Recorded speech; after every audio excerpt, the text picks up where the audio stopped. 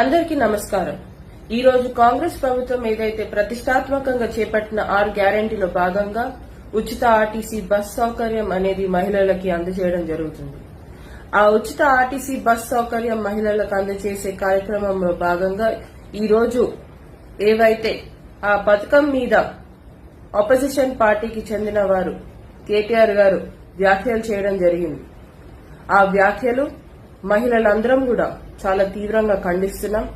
మీ వ్యాఖ్యల్లో మీరు పేర్కొన్నారు ఏంటంటే మహిళలు మీరు కుట్లేసుకోండి, అల్లికలు ఎగేసుకోండి, మేమేమైనా కాదన్నామా, మీరు కుటుంబ సమేతంగా వెళ్ళండి, బ్రేక్ డాన్స్లు చేసుకోండి, రికార్డింగ్లు చేసుకోండి అని అన్నారు. ఇంకా మీ ఇష్టం వచ్చినట్టు చేసుకోండి అని అన్నారు.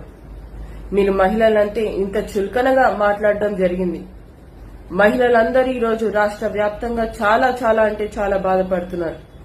తప్పకుండా మీరు చేసిన వ్యాఖ్యల్ని మేమందరం కూడా ఖండిస్తూ మీరు వెంటనే క్షమాపణ చెప్పాలనేది కూడా మా మహిళలందరి తరపున మీకు తెలియజేయడం జరుగుతుంది.